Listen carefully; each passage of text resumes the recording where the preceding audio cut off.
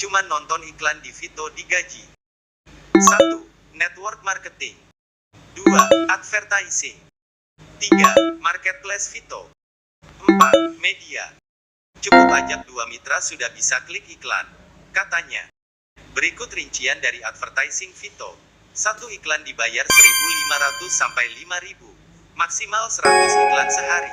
Maka penghasilan per hari 150.000 sampai 500.000. Bonus harian dokter nonton iklan di Vito 150 sampai 500. Berikut rincian dari advertising Vito. 1 iklan dibayar 1.500 sampai 5.000. Maksimal 100 iklan sehari. Maka penghasilan per hari 150 sampai 500. Jadi kalau gak bisa mensponsori kiri kanan gak bisa nonton iklan gitu. Cobalah berpikir realistis bro. Kami cuman mengingatkan saja. Untuk yang bisa berpikir saja. Yang namanya kerja itu gak ada yang namanya ngelihat iklan. Kok bisa? Karena sejatinya iklan itu dipakai buat promosi. Tapi kok bisa dapat duit? Itu perlu dipertanyakan. Tanyalah sama Uplin kalian kok bisa ngelihat iklan dapat duit. Kalau Uplin gak bisa jawab saya jamin satu komunitas gak bisa bedain mana bisnis yang jelas dan mana bisnis yang abal-abal. Masa sih? Ini saya sukses cuma ngelihat iklan. Yang namanya bisnis abal-abal di awalan bakal mulus. Tapi pada akhir-akhirnya akan mampet. Yang main VTube mungkin merasakan kayak gini juga. Kesimpulannya, gak ada kerja lihat iklan. Kalau mau dapat duit kerja yang benar. Walaupun masih pandemi, tapi pikiran tetap dijaga. Harus bisa membedakan mana yang buruk dan mana yang benar. GK Sesui pas lagi promosi, nonton iklan 300.000 per bulan, satu hari cuma DPT 30.000 itu pun gak terbayar, sekarang tutup gak bisa dibuka LG. Mau minta info update aja harus bikin polling dulu. Saya tetap salut dengan member Vito, mengeraskan hati dan pikiran untuk sukseskan Vito walaupun belum ada bukti tentang Vito. Katanya cuma sampingan, tapi dibela mati-matian.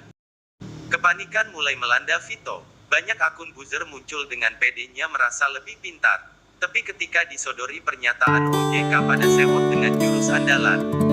Gak hubungannya dan itu sudah kita lihat kemarin-kemarin, dan pamungkasnya, jika ilegal, laporin aja biar ditutup.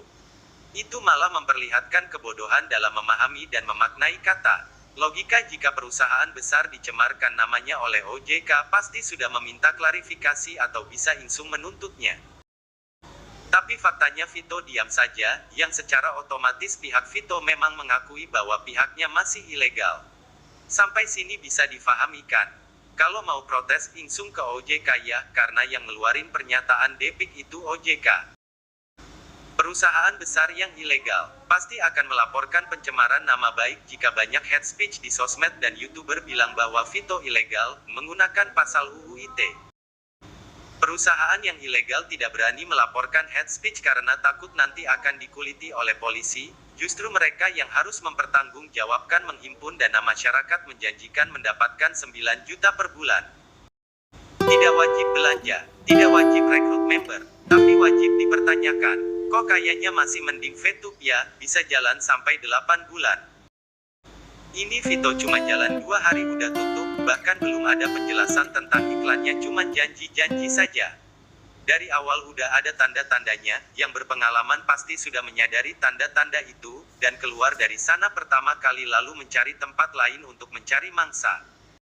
Mereka bahkan menghasut mangsanya sendiri supaya menanggap orang yang berusaha memperingati mereka dari serigala itu pembenci dari dulu, entitas yang melanggar hukum negara selalu tidak berumur panjang.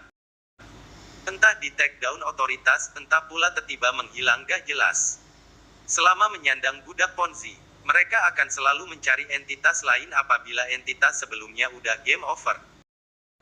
Belum lagi bilang berita dari Sui basi, padahal kalau kita kontak ke OJK masih tuh tercantum ke entitas ilegal, yang nongol kan berdasarkan database di Sui. Snack video dulu juga dibilang ilegal sekarang enggak. OJK jelas-jelas bilang Vito ilegal. Kenapa manajemen Vito tidak ngelaporin OJK kasus pencemaran aplikasi? Ingat bro, kerugian itu bukan sebuah perasaan, tapi sebuah keadaan di mana setelah daftar seharusnya produktif menghasilkan uang 300.000 per hari faktanya tidak dapat apa-apa. Jadi kalau ada yang sudah daftar tapi tidak merasa dirugikan, itu hanya sekedar alasan. Semoga bisa sadar bahayanya bisnis ilegal seperti banyak contoh-contohnya.